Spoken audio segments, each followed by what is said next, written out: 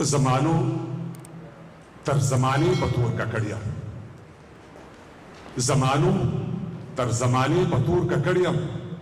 یم آینه خو د آینې په تور ککړ یم د مخ لمر دې د زوال پر پل واوښت بیا دې هم د یارانې په تور ککړ یم غزل و بیګا روښانه وه د لمر نه د سپوږمۍ لمنه راخوره کړې وه په ځان د پنځلسۍ لمنه شنه سره لمن د غمیدار کمیس په شپول کې بنده سپوږمۍ هم ځان له جوړه کړې وه کوچۍ لمنه نور رسېدلی دی تر اوجه ستا د مخ انتظار که چرته واړول آباد ستا له خلګۍ لمنه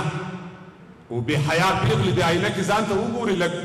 ولې یې لنډه کړله خپله افغانۍ لمنه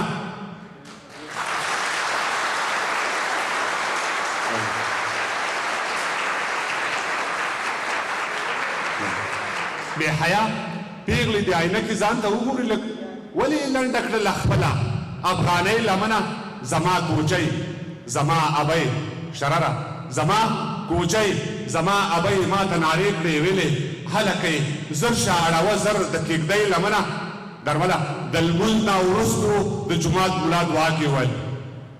د لمونځ نه وروستو د جومات ملا دعا کې وویل خدایه کړې هلته د پښتون د خپلواکۍ لمنه خدایه کړې هلته د پښتون د خپلواکۍ لمنه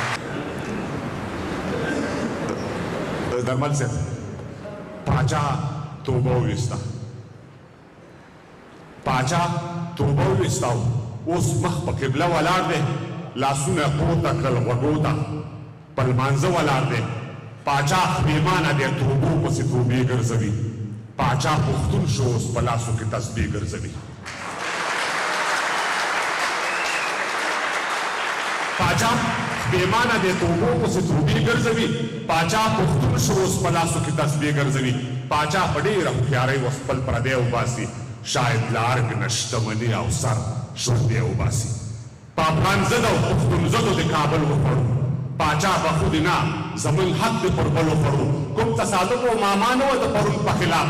نن کومه لوبه چې شروع ده د پښتون په خلاف د نړیوال الزام په تور باندې ککړ هم زه یم عجیبه دا ده چې مړ هم زه یم او پړ هم زه یم صلح فقط یو شعار او تکراري خبرې صلح د لوی مداري ډکې بازاري خبرې جګړه ییز حل او سوله ییز حل یو کېدلی نه شي لکه په یوه موزه کې دوه پښې ځایېدلی نه شي نو راغلي اوس په خپل راتګ باندې خپېمان ښکاري اوس په شا تللو قدمونو ته روان ښکاري ما درته ویل چې دا راتګ به درته ګران تمام شي اوسېدل هم او بېرته تګ به درته ګران تمام شي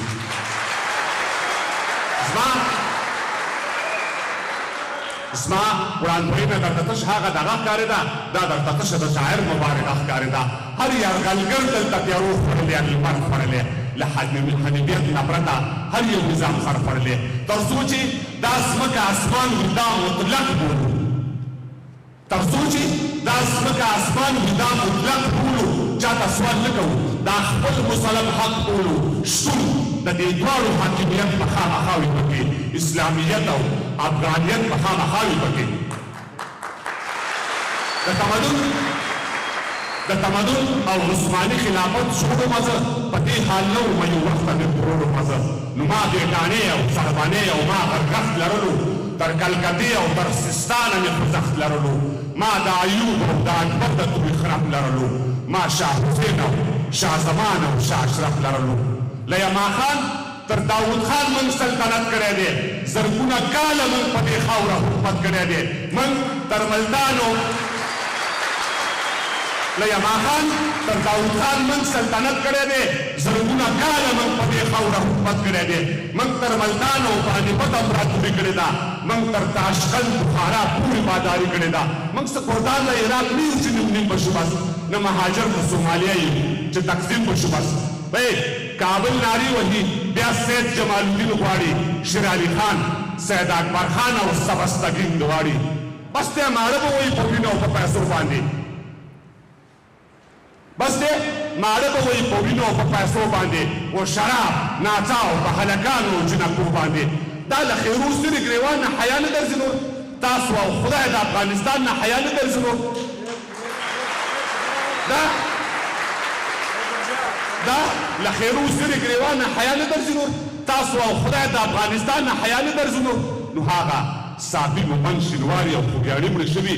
دولتزي او احمدزي او کونړي مړه شوي اوس د زرګونه کیلومتره ځمکه بل لاندې کړه اوس یې ډاکټر صاحب هغه صافي مومن شینواري او خوږیاڼي مړه شوي دولتزي او احمدزي او کونړي مړه شوي اوس یې زرګونه کیلومتره ځمکه بل لاندې کړه ما ته یو رنګ دی که په رنګ او که مغول لاندې کړه څوک به کامه ګوشته لالپوره او سپین غر پرې ساتي توره د هر چا سره شته دی خو خپل سر پرې ساتي توره د هر چا سره شته دی خو خپل سر پرې ساتي ډېره مننه کوم